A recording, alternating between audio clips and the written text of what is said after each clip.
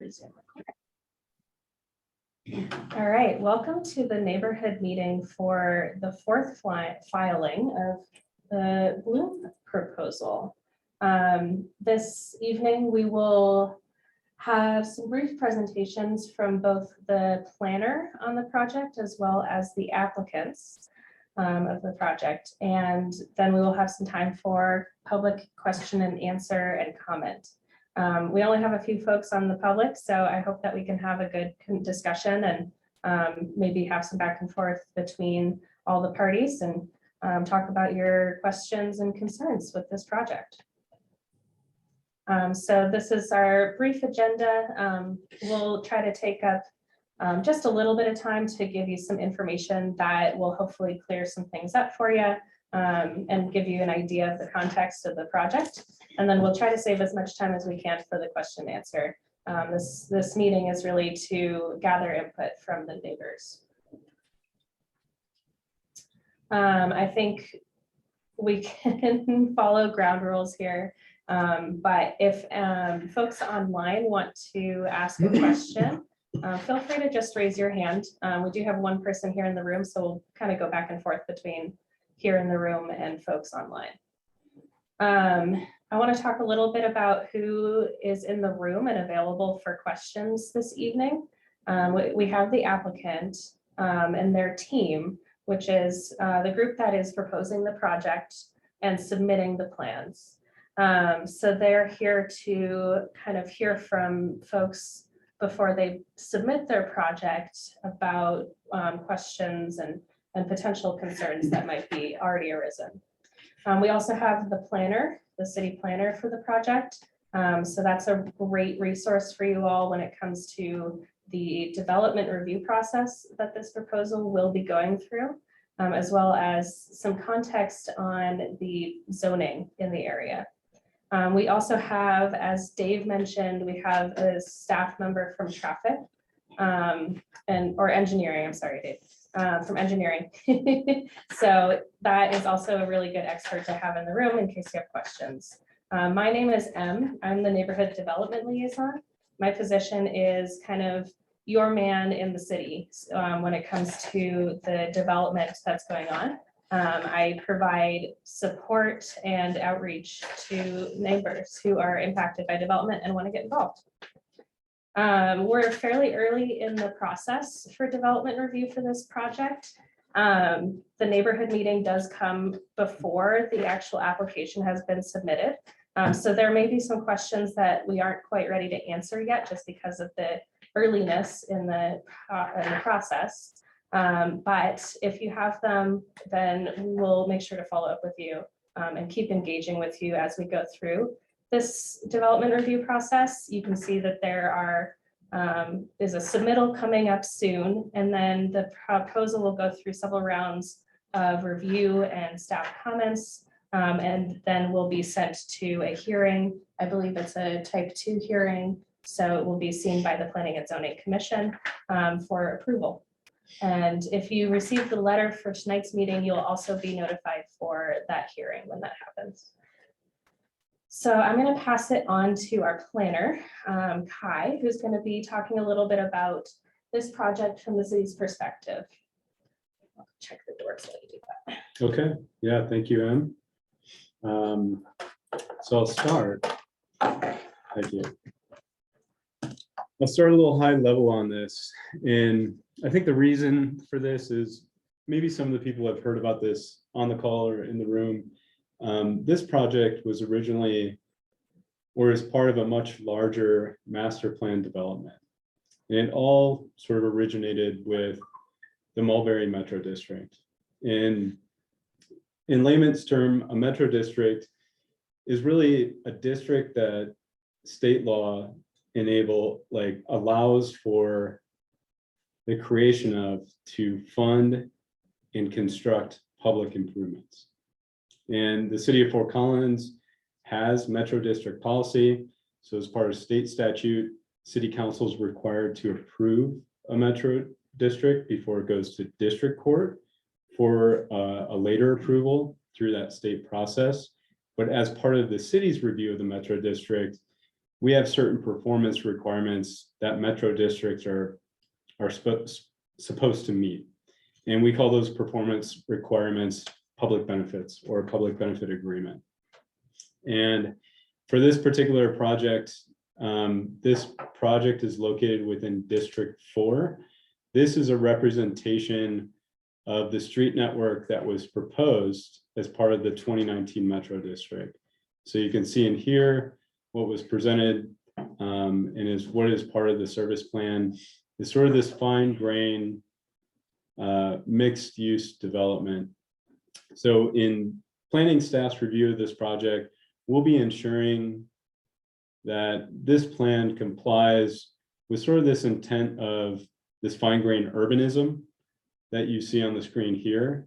It doesn't exactly have to match this, but the idea is that any development that comes in follows new urbanist principles. So mix of uses, buildings that orient to streets, a high level of pedestrian connectivity. In the public benefit agreement, it talks about, you know, the build out of this overall master plan in this metro district being about 1,600 units. 15% of those 1,600 units have to be affordable.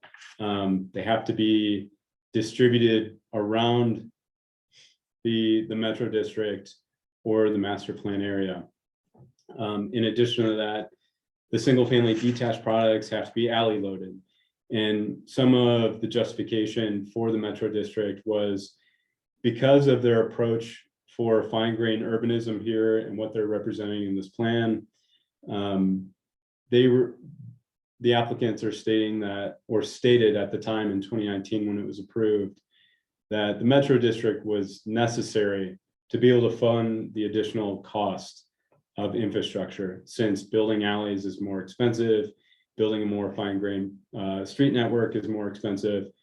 They're basically justifying the creation of the metro district to finance and construct those things. So from a high level perspective, this plan and all the plans within this will have to provide solar, non-potable irrigation, strategies for greenhouse gas reduction in a future. So if you left is north on this particular image, but where it says District 2, and you see that sort of central roadway system going through, they'll have to construct a railroad crossing for greenfields. Walkability, they'll have to provide like higher level of walkability and pedestrian infrastructure within the project. Higher level of public space, so parks. This is representation of the park system that was approved as part of the metro district. Again, it doesn't have to look exactly like this. It can look like a version of this, but the idea is that you'd have sort of these neighborhood parks distributed throughout the development within pocket parks or within like adjacent to the street network system, and not just something that would sit internal to the site as part of like a private clubhouse. Like these amenities are really supposed to serve the greater community in the greater neighborhood. And three last things I'll cover that the Metro District requires and the public benefit agreement requires is they're supposed to demonstrate a mix of uses, affordable housing that I mentioned, that 15% number, and then workforce housing. Some of the strategies that they talk about in the service plan are smart growth, innovative construction practices, and we're not quite sure. I mean, we kind of understand what that means, but they'll have to demonstrate how they're sort of aligning with that public benefit agreement when they do formally submit the plan and we start reviewing it for compliance and making a recommendation to the Planning and Zoning Commission. So I'll move on to the next slide. This is more for just a frame of reference. Finally,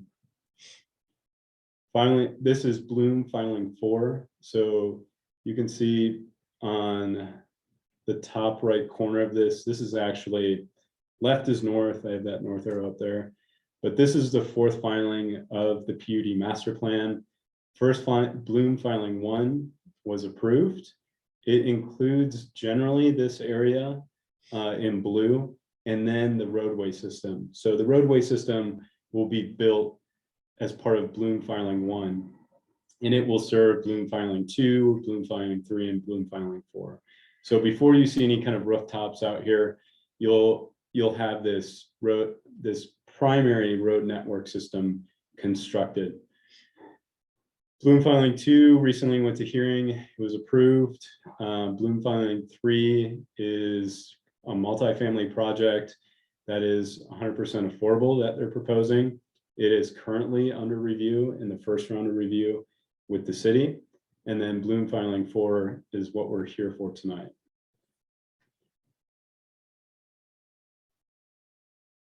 This is the most recent concept that has been shown to the city. This is similar to what was presented at the conceptual review meeting that we had I think it was a few months ago now for this project. I don't have the exact date here, but multifamily development, buildings that face the street. They are showing one private street cutting through the bottom third of the site. And then much like the other graphics that you saw before, left is north, and on the top of the screen, that is greenfields. That will be constructed as part of Bloom filing 1, and that is an arterial street that will serve sort of the Mosaic neighborhood for you guys, and then extend all the way north from Mulberry to Vine Drive. And that concludes my overview of the project. I'll hand it back to Em. Fabulous. I will go ahead and stop my screen share so Mallory can start hers. And they'll tell us a little bit more about the project from the applicant's perspective. Go ahead, Mallory, you should have permission.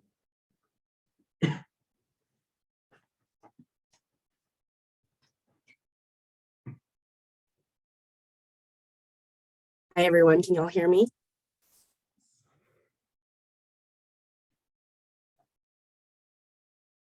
Right. Let me just get this started here. One moment.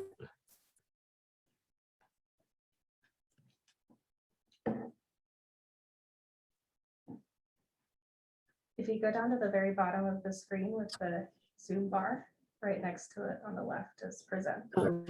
It's my little, that's what it is. Thank you. All right. Well, my name is Mallory Redman. I'm representing Norris Design here tonight. We are working on the planning and landscape architecture component of this project. Hartford Homes is the developer for the project. Dave Durbis is on the call as well. He's representing Hartford. As I said, I'm representing Norris Design along with Kelly Savage, who is there with you today. She's representing more of the landscape architecture side, while I'll be handling more of the planning questions. Studio PBA is the architecture firm for this project. We've got John Payne on the call for Studio PBA, and then Civil Works will be doing the civil engineering for the project.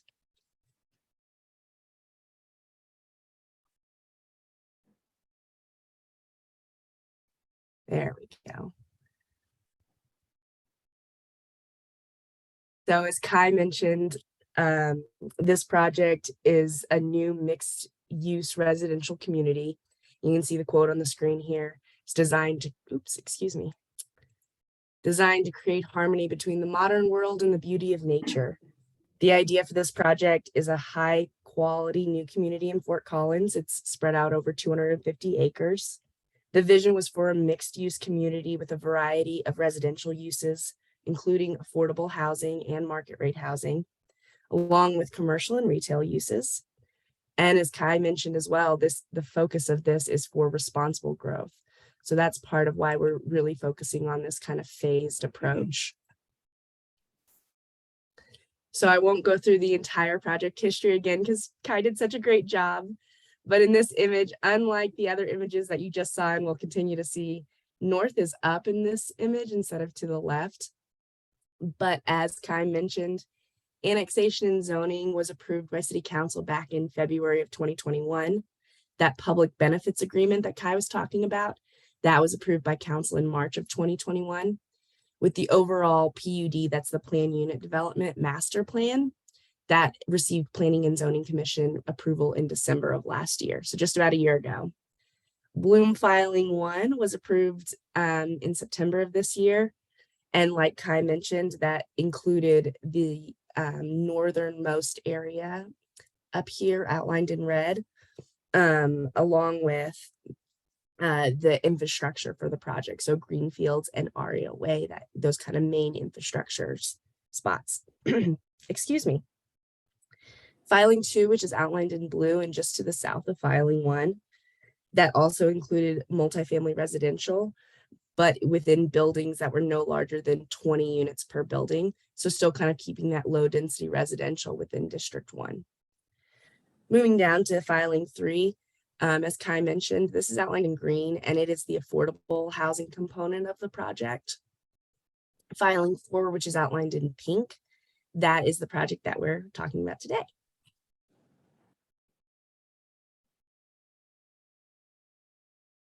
So looking a little closer at this plan that Kai had pulled up for us. This particular parcel is 15.9 acres. And like Kai mentioned, it's served by the infrastructure that's developed in Filing 1. So Greenfields Drive is up here at the top of the image, and then Aria Way is down at the bottom of the image. North is to the left in this image. So I apologize for any confusion that causes. Overall, we're looking at proposing for about 413 residential units. Those will be a mix of studio, 1-bedroom, 2-bedroom, and 3-bedroom units. There will be developed amenity spaces, a detention area. There is a private clubhouse, but there will also be areas for the public as well. And then as Em mentioned, there's the Fort Collins process of the preliminary development plan and then the final development plan. We're hoping to submit the preliminary development plan in January of 2023. So coming up here pretty soon, but we want to get y'all's feedback before we do. So to give a little more information, particularly on the pedestrian parkway, which is Aria Way down at the bottom, I'm going to hand it over to Kelly Savage, who is there with you. She can talk a little bit more about the architecture, or I'm sorry, excuse me, the landscape architect. Thank you, Mallory. Hopefully everyone can hear me there on the phone as well. On the south of the drawing there is Aria Way. And if you recall the drawings that Kai shared with the framework of the green space, that is really what we are utilizing to have pedestrians move from north to south. So all the way from Filing 1 through Filing 2 and 4 and down to the commercial area. So this is very preliminary graphic, and we're going to be continuing to evolve that. But the intent there is to provide a little more intense landscape. We do have a lot of thought going into pollinator pockets and plantings, amenity spaces, places for people to stop and sit, enjoy a cup of coffee. Those kind of components are things we are evolving into the plans now as we refine the locations of the buildings on the street. So that'll really be a primary focus of the landscape design. And we'll be working in conjunction with the architect to address things, as Kai mentioned, in terms of how those buildings feel towards the street, how they relate to the urban environment. So that'll be some more detailed design that'll be forthcoming here as we move forward. And a few other things that were mentioned here, you'll see some open green spaces there next to the 2 building Bs, kind of the lower left-hand portion of the page. The intent is within some of those larger open areas, we would be including amenity areas, which you might see in some of the newer multifamily developments around Fort Collins and elsewhere that include areas for people to get together and barbecue, throw a Frisbee, read a book, all those kind of things. So those are going to be continuing to evolve as well, and will be eventually making their way into the documents that are sent out to the city for review. There are a couple of those spaces as well along the east side of the property, along Greenfields. The 2 large kind of open areas there between the building A's. So we'll be looking at those as well. And then one of the sort of visual focal points, we do have to accommodate detention, as Kai mentioned here on site. This was already planned in Filing 1. And so we're now just evolving the design of that a little farther. And our intent here will be to create some usable walkable trail spaces around and within that detention zone. So we'll be continuing to work on that and looking at ways for, you see that clubhouse area and pool deck. So having something that has a really nice visual front door out there onto Greenfields. And as you enter the community from the south. And with that, we'll too be addressing City of Fort Collins stormwater criteria. There are things we can and can't do within detention areas. And so we'll be working on that as well as we evolve the design. And I think then with that, John, if you want to add some detail here, discussion on the direction of the site plan and the architecture. Yeah, that'd be great. So I'm John Payne with Studio PBA. We're the architect on the project. We'll talk a little bit about how the architecture is developing. We are working through elevations for these buildings right now, so don't have anything to share quite there yet on what these buildings actually look like. But just in terms of mass and form and how these buildings are put together, if we start in the lower right-hand corner of this site, which is the south end of the site, we're creating two L-shaped 4-story buildings that relate most closely to the commercial development that's just to the south of this. So we're trying to create a more urban feel on that corner, moving north along that edge, along the pedestrian spine. And as we move north along that, sort of transitioning and using transition points with these roads to create differentiation between the building architecture and the look and feel of these buildings as well.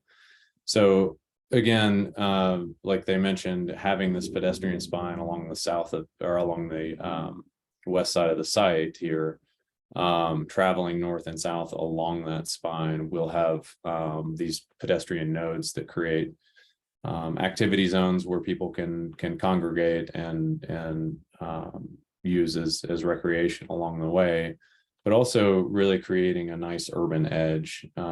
We anticipate probably connecting all of the units to the pedestrian spine in some way or another, really having lots of front doors and a pedestrian activated environment along that ground level and creating a really nice ground plane that helps to activate that pedestrian spine.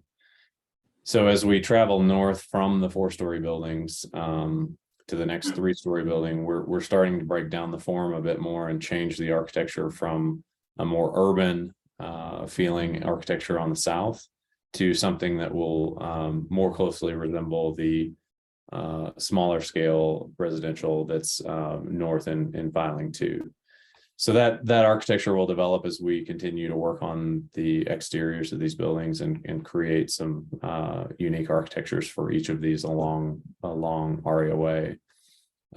Similarly, along Greenfields, we'll create a pedestrian feel along there, and creating different elevations for those buildings as they travel north along that spine as well. On the south side, we've also got our clubhouse, which overlooks detention and overlooks the south commercial area as well. That'll create some very nice open space for the clubhouse and surrounding amenity area, and create just, again, pockets of activation throughout the site and connecting to the pedestrian spine and southern area of the site. I think that will sort of put it all together for how the site is structured. Like I said, we've got 4-story buildings along the south and then transitioning to 3-story buildings as we move north all across the site. And again, we'll continue to develop the architecture and present this to the city staff hopefully soon. Thanks, John and Kelly. So, that really kind of concludes our presentation, and we would welcome questions, comments, concerns, feedback y'all might have. Excellent. So I'm gonna bring up the folks in the room here real quick. Again, for our 2 participants online, If you'd like to ask questions, go ahead and use the raise hand function. You'll find that at the bottom of your screen, there's a smiley face with a plus next to it. You can simply click that and then click raise hand. And I'll call you in the order of your hand raised, and we'll go back and forth between the folks in the room as well. So go ahead and start us off. Okay, you might have said it and I missed it. Are these apartments, condos, townhouses? What are these? These are apartments. Apartments, okay. Yes. Because there's any apartments in number one, right? Is that where the other apartments are going to be on this whole, Filing 3. is it filing 3? Yes. Yeah. That's filing. apartments now. Okay. Yep. And do we know what the parking is going to be like for that? Is that, I couldn't tell which part was parking and which were buildings on the. Sure. So right now we're proposing 582 parking spaces. how That many- might change with the concept, but that's what we're proposing right now for about 413 units. The only reason I'm asking is because I live in Mosaic, just east of Bloom, so that's my concern, is all the parking Sure. left over from there into our neighborhood, Sure. okay? All right. And can you guys talk a little bit about on-street parking? Sure, I don't know if it might help Mallory to bring that diagram back up if you're screen sharing, or I don't know Yeah, if you were sure. doing that. And maybe Mallory could just walk through where the surface parking is, where the on-street parking is, and where the garage, it's called tuck under parking. So there are Tuck-unders, garages okay. on the back sides of those units, and you can park at least one vehicle in there. Okay. Yeah, I actually think it might be better for John to walk through where You each of bet. the parking Yeah, is. sure. So all of the on here, just showing what is parking and what is street structure. So you can see all in gray throughout the site. Those are roads, the road network, and parking areas. So that you can see the stripes for the parking areas throughout. Like Mallory mentioned, there is some tuck under parking, which is the gray portion of those buildings that are yellow. That would be tuck under parking for the first floor of those units. So that occurs throughout the site. So there is covered garage parking for some portion of the site, along with surface parking there that you see striped off throughout the site. And then in addition, along Aria Way, that will have parallel parking. Now, Area Ways is the. south Aria Way side. is the bottom street, so there What's the will one on be, the south then? What street's that? Over here. Delosier? Delosier will also have No, on-street Yes. parking, I think. Yes, it will. And then Wait, international. Delosier's east of International. here. On the left side, I think is international. Which will not have. Oh, Delosier's gonna be put out farther, okay. And then Right by on Greenfields, do you guys, what's the cross section? That's an arterial. No, so there is no. There's no parking along Greenfields. P. Scott Selch, you can go ahead and unmute yourself and ask your question. Yes, I had a question. What is the difference between filing 3 and filing 4? It seems like they appear to be the same thing. And what's the difference between who's building them? Sure, I can answer that question. So filing 3 is also a multifamily development. That is the affordable housing component of this entire project. So filing 4 is market level housing, and then filing 3 is affordable. They are both approved for mid-density multifamily, so they'll both be apartments, but Because it one's seems market like in level. your packet, I think it was page 2 of the packet, it seems like it kind of dips into the area at Delosier and then the future international as low mixed density. So the packet doesn't make sense to what you're presenting tonight. And this is a general comment to the folks here on the council and whatnot, is I have a hard time following this when you kind of piecemeal it together. I have a real hard time seeing that this little piece here, this little piece here. It kind of needs to be presented at some point. You know, what is the current view of the entire thing? the entire development.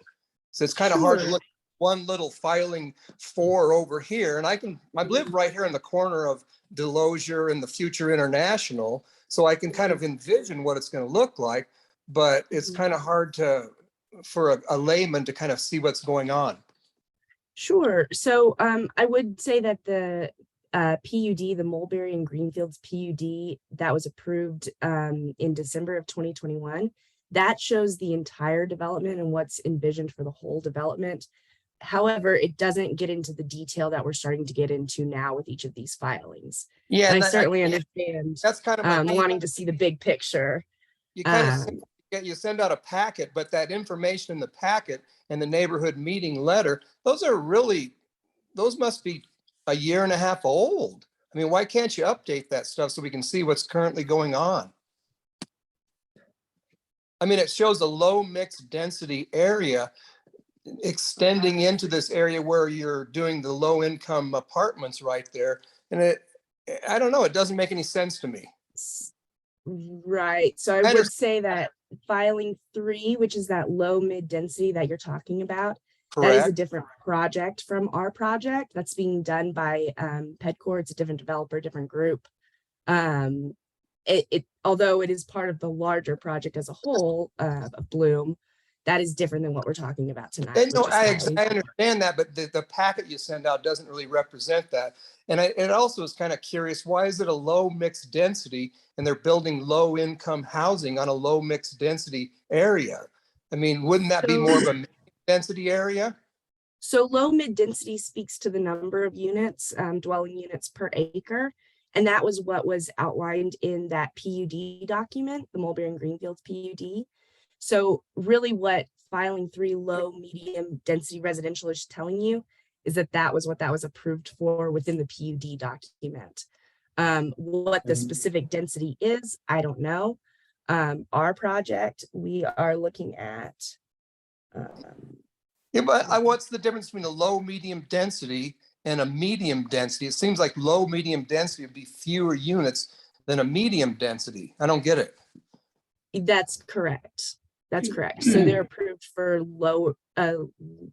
less units per acre than what ours is. Ours is at a higher density, so more units per acre. You're So correct. more expensive apartments are built in a higher density mode than less expensive apartments. I don't get it.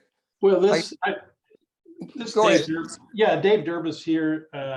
So I'm from Hartford Homes, Director of Multifamily Development. So appreciate your question there. I figured I'd just jump in for a second and maybe ask if Kai can clarify that. I think the density between those filings, again, as Mallory stated, filing 3 is a separate developer who is moving forward with that plan kind of through a separate approval process. But to your last comment there about the, cost or expensive apartments versus affordable apartments, I don't think that's reflected in those descriptions in whether it's low medium density or medium density. I think, as Mallory stated, that's more to the overall number of dwelling units per acre. And so Kai, again, maybe you can speak to that as to what those distinctions relate to in that density. Yeah, Dave, I'll have to check the PUD that Hartford Homes had approved. Just give me 1 second here. I guess I don't, it's okay. I guess my main, not a concern, but just an observation. It's hard for a layperson like myself to figure this out when you send out a packet that shows different densities on filing 3, and it just doesn't make any sense. You're just kind of using old documents for current filings, and I guess I don't get it. It's hard for me to follow, and I'm of average intelligence. I've spent 30 years in corporate America, so it should be a little easier to follow than this. I'm just stating my opinion here, so I'll stop. Yeah, no, I think that's Dave Durbus here again. I think that's fair enough. And, I think we sometimes have been embedded in this for multiple years. And so I think we take it for granted sometimes the amount of context we have when we look at these. And So I think that's duly noted, that trying to represent the overall community and kind of that progression is something that could be helpful, and we could probably do a better job of that. So again, duly noted, and we'll see if there's anything we can provide to that.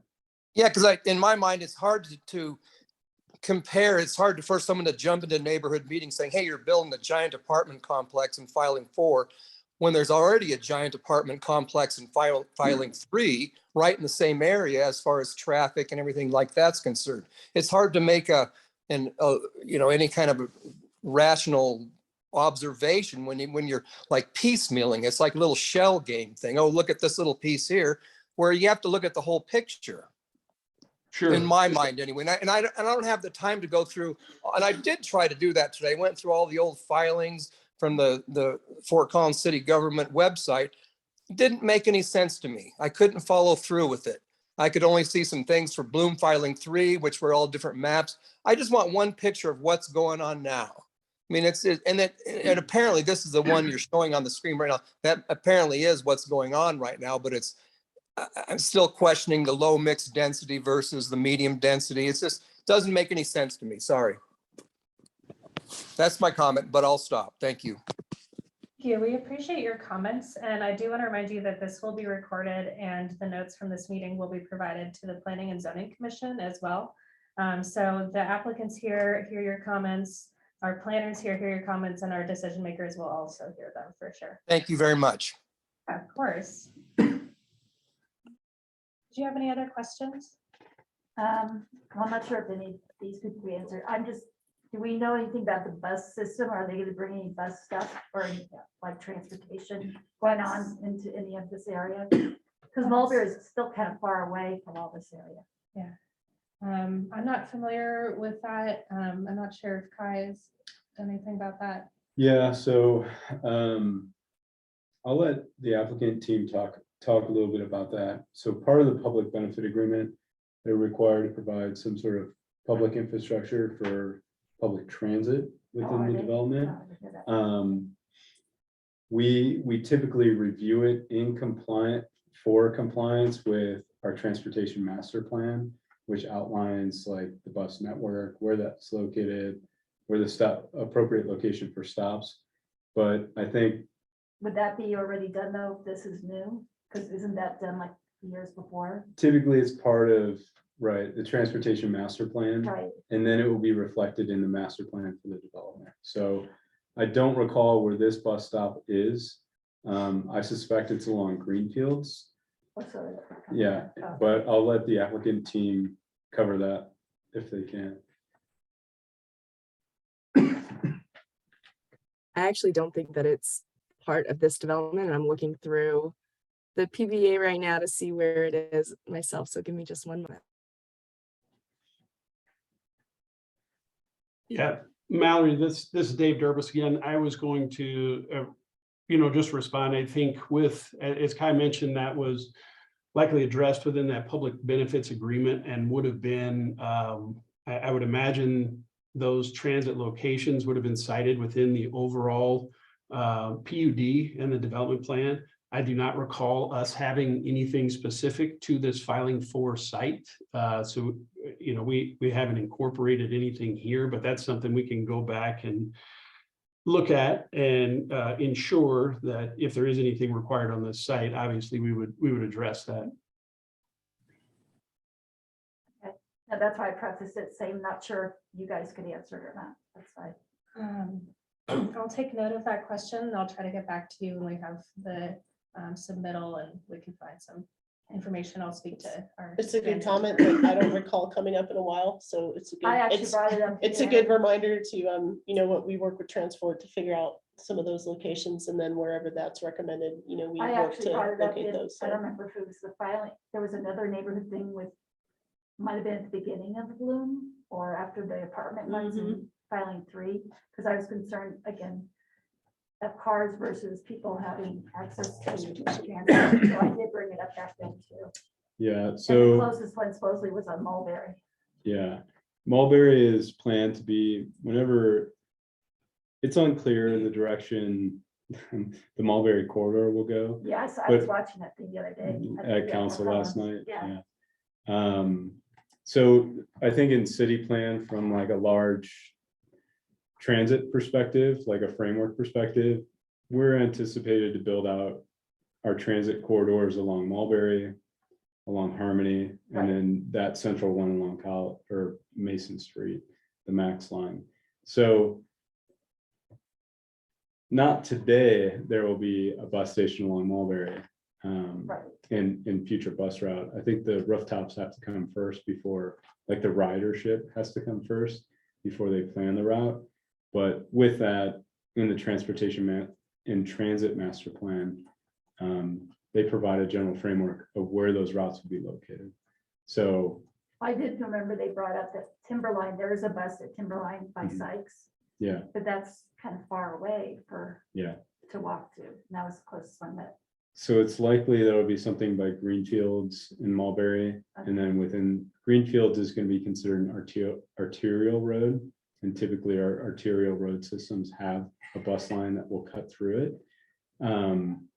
In the public benefit agreement, they show under smart growth management, a 1 under availability of transit. I don't know what that means at this point, but I'll check our transit master plan once I get connected to the internet here and give you a more clear answer. yeah, I was just From our concerned because it perspective. is farther away. Yeah. Everything else, okay. Now I'm done. Okay. Thank you. Any other questions online?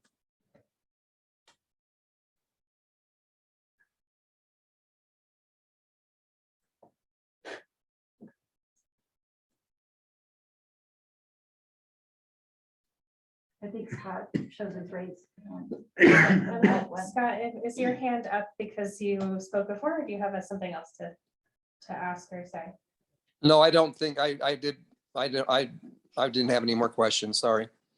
No worries, just wanted to make sure. I don't want to keep everybody here super long if there's no more questions, so we can start wrapping up. I'll tell you a little bit more about what you can expect for this project moving forward, and where you can engage on it again. So I'll bring up my slides here one more time. Got too many windows open.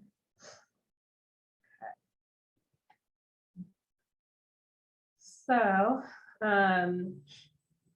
like I said before, this meeting will be recorded and it'll be posted for the public to view on YouTube.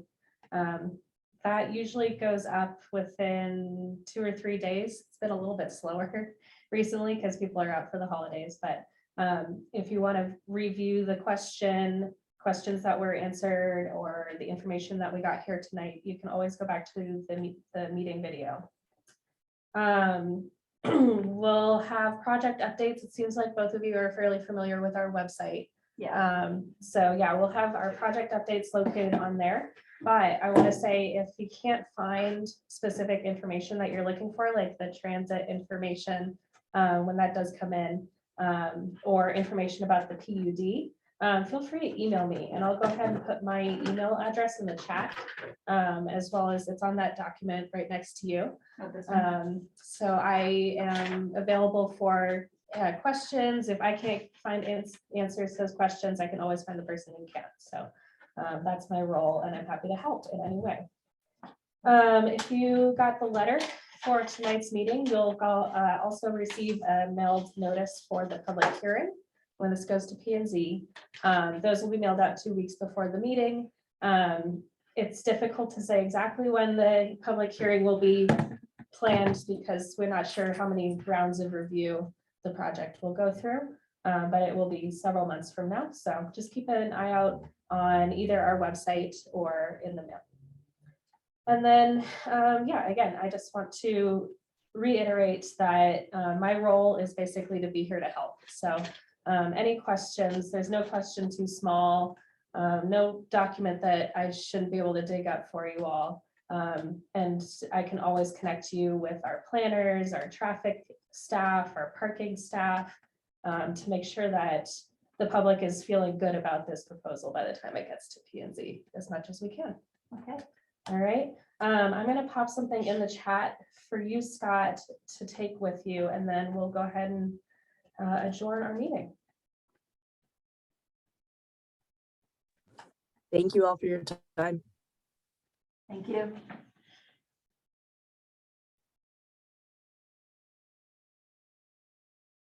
All right, so I just put a document in the chat. You're welcome to open that up and download it. There are lots of links in there, as well as my contact information that should be helpful for you when you're looking for more information on this project. Thank you. Very welcome. All right. Short and sweet. Okay. Do we know when None of the filing applicant times team wants to be the first to leave the chat. Do you know when filing one's gonna start? Construction. will- Yeah, or just. Dave, Dervis, do you want to comment on